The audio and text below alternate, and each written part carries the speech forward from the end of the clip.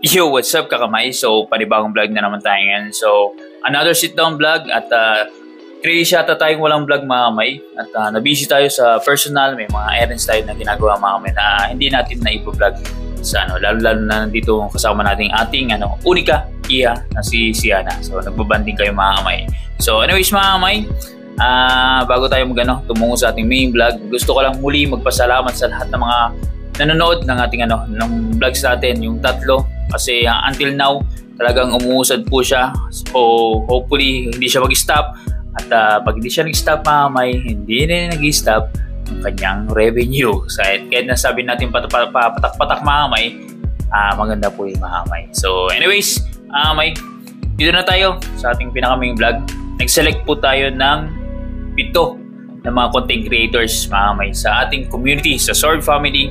So, lahat ng details mahamay, kinuha ko po sa kanilang channel, yung total vlog views. So, at nag-create tayo mga ng RPM, which is self-assessment lang natin mga kung nasa na ba sila na estado sa kanilang channel. So, ang RPM nila is $2.5 per 1K views. So, at saka mga kinubert natin yan sa Philippine Peso, which is ang palitan ngayon is nasa 55.53 mga So, lahat ng mga detalya at impormasyon, mapapanood nyo po mamay sa ating screen para masundan nyo po ang aking sinasabi. So, ngayon, uumpisahan po natin mamay sa pinaka-bottom at papakita ko po sa inyo mamay kung sino ang nasa top 1. So, sa mga viewers natin mamay, ito randomly select na mga content creators. So, halos lahat na mga content creators dito sa family natin, madidiscuss po natin. So, active man siya or inactive, i-discuss po natin mga kamay. So, anyways mga kamay, without further ado, umpisa na po natin sa number 7. So, ang ating number 7, walang iba kundi si Kasilong TV Official, si Kapitan. So, meron siyang 29.4K na subscribers count.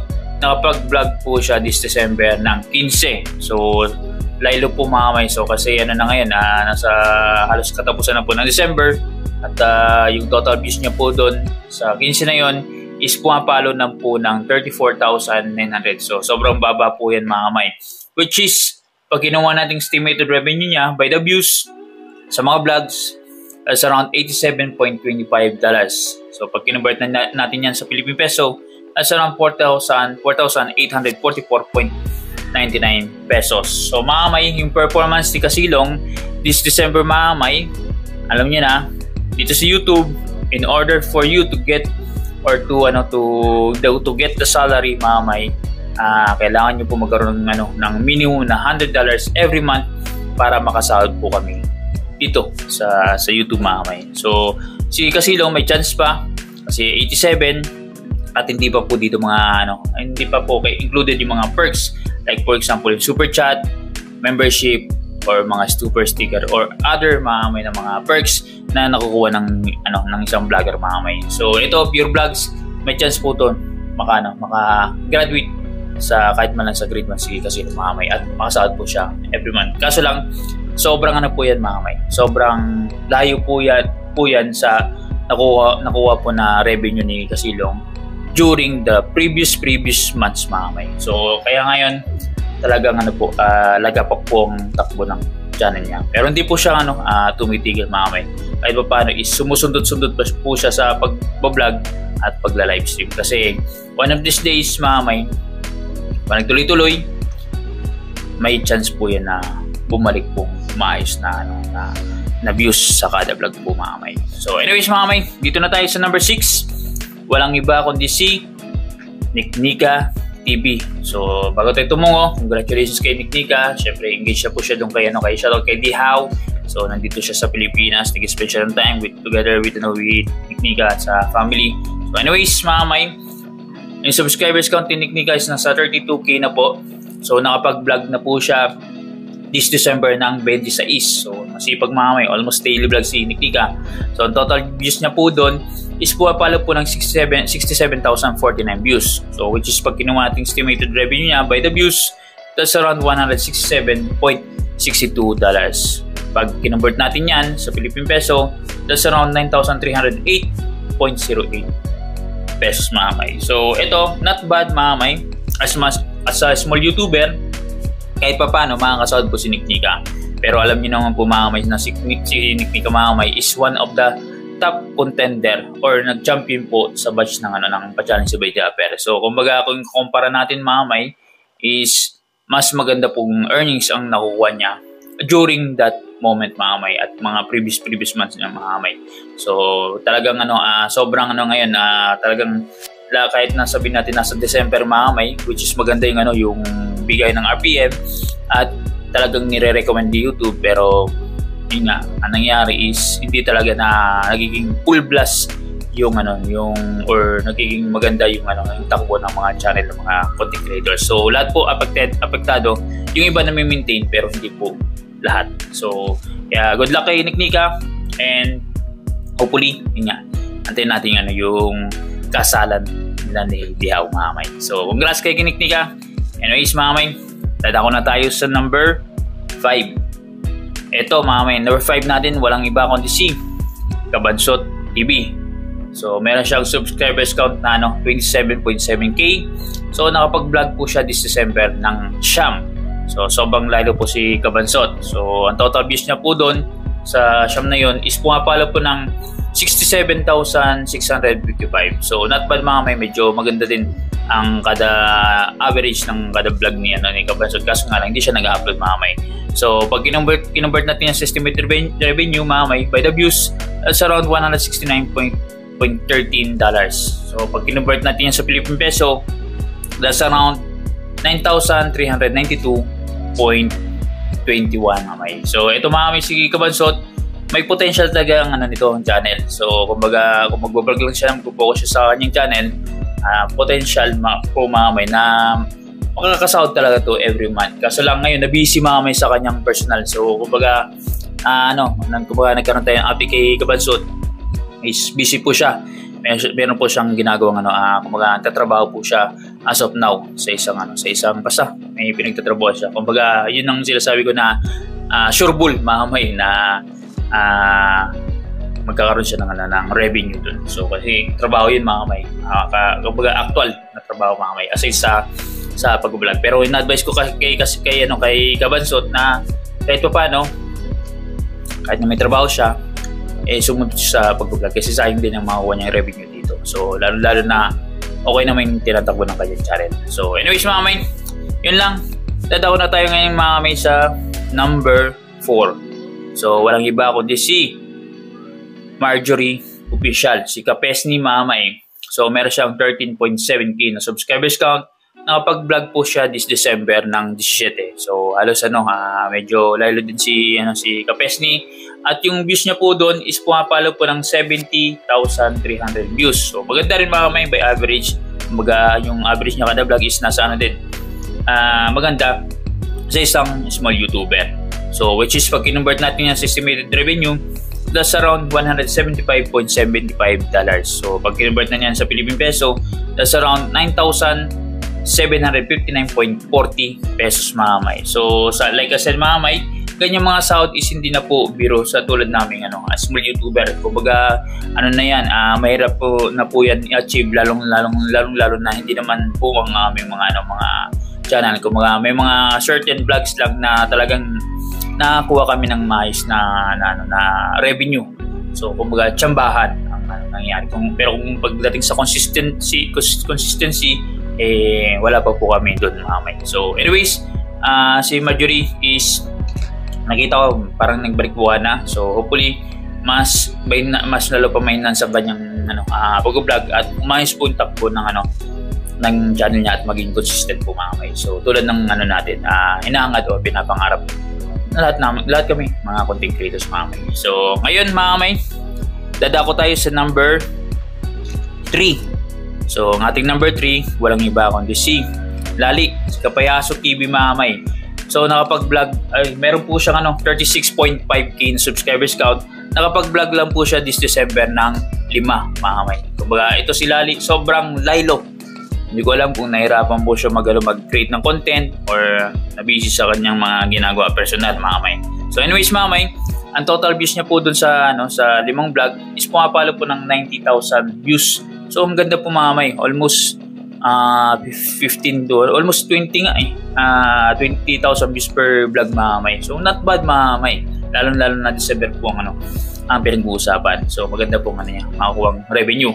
So anyways mga may, based sa vlog views, pag kinonvert natin yan sa estimated revenue, that's around $225, which is pag kinonvert natin yan sa Philippine peso, that's around 12,494.25 pesos. So not bad mga may. So like I said, inuulit ko, yung ganyang mga revenue tulad sa amin is maganda na po yan. Decent na po yun na review kasi hindi lahat ng content creators at hindi lahat ng mga monetized channel nakakuha po niyan na ganyang revenue every month mga may. So yung iba, lagi pong less than 100. So kumbaga, calling ko lang sa mga content creators, kumbaga pagtiyagaan nyo po mga ganyang nakakuha revenue at lagi natin ipagpasalamat kasi sabi ko nga sa inyo, hindi po lahat nabibigyan ng chance na magkaroon po niyan na ganyang revenue every month. Kaya kung nasanay kayo sa maayos na revenue, talagang may chance na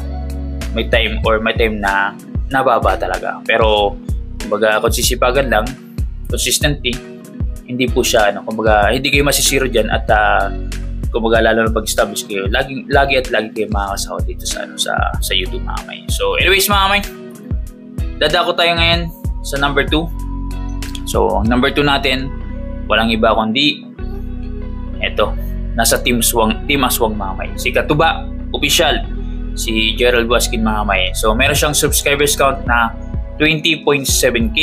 So nakapag-vlog na po siya this December ng 22 mga may. Halos daily vlogs din si Katuba mga may. So ang total views niya po doon is pumapalo po ng 125,200. So not bad mga may. Maganda rin, alas nasa 5 to 6,000 views kada vlog. So not bad mga may.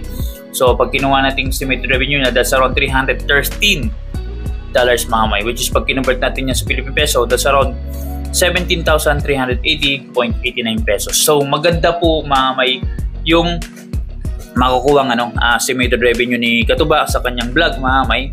So kumbaga medyo yan mas malaki yan dun sa kumbaga kung magtatrabaho siya sa isang sa dati yung trabaho na pag kumbaga tauhan sa fish pond. So mas magandang dito siya mag-focus mga may sa pag-vlog. So mas mas malaki po at sarili niya po yung oras at syempre puso mga may. So nandiyan yung kanyang minamahal kasama niya at nakakapag-enjoy at nakakapag-banding pa po siya at nagkakaroon pa po siya ng ganitong earnings mga may. So ito namang earnings mga may is gross estimated revenue. So like I said mga may, hindi pa po kasama dito ang mga adjustment, ang mga deductions mga may. Pero okay na po yan tulad naming small YouTuber. Kaya sana mas lumaki pa yung views na mga na-discuss natin. So anyways mga may, eto yung number 1 po natin mga may. Walang iba kundi yung pinaka top 1 sa buong challenge mga may. Kumbaga champion ng mga champion, si Step Official Vlog mga may, si Kangiti. So meron siyang subscribers count na 34.8k. So nakapag-vlog na po siya this December ng 15. So medyo laylo din siya si Kangiti mga may. Kumbaga halos katapusan na, nangangalahati pa lang yung vlogs ng mga may. Kumbaga hindi siya sumabay sa daily vlog mga may. So anyways, yung total views na po is pumapalo lang po ng 154,800. So kung susamahin yung mga may sa average, maganda din po yung tinatakbo. Almost nasa 10,000 yata ang 8 to 10,000 range ang kada vlog views niya mga may average. So kumbaga kung hapitin ni Kangiti ang kanyang channel, mag-upload siya o mag-video siya every day or twice a day mga may, maganda po yung tatakbo ng channel niya mga may. So anyways, pag kinuha natin estimated revenue niya doon sa vlog views, pumapalo po siyang $387 mga may, which is pag kinonvert natin sa Philippine peso, that's around 21,490.11 pesos mga may. So itong nakukuha revenue ni Kangiti ngayon based sa natin sa assessment natin sa kanyang channel, sobrang baba po niya mga kamay. Kumbaga milya-milya yung nakukuha niyang parang difference mga kamay. Mas malaki po yung mga previous months compared as of now. Kasi syempre nag-tone down na po yung tapos na po yung challenge, at the same time nag-tone down na po yung support ng mga kanyang yung mga supporters mga kamay. At ang iba syempre na busy na po si holiday season ngayon, lahat po affected, at ang iba na-focus po sa kanilang personal na activities or errands, at syempre sinantabi muna yung panonood ng YouTube mga kamay. So yung iba consistently nandiyan pa rin, so hindi lang po silang affected, lahat po kami mga kamay. So yun po mga kamay, hopefully sa lahat ng mga viewers natin at mga supporters natin na nanonood ng vlogs natin, yan pong tinatakbo ng mga channel na pinichir po natin. So baka meron sa inyo na sumusuporta dito sa mga content creators na picture natin, ayan pong performance nila this December mga kamay. So all in all, overall mga kamay, dito sa mga content creators, nothing is notable. So wala pong kumbaga maayos na views na masasabi natin na nag-viral. So umabot ng 6 digit, 100,000 or nasa 50,000, wala po mga kamay.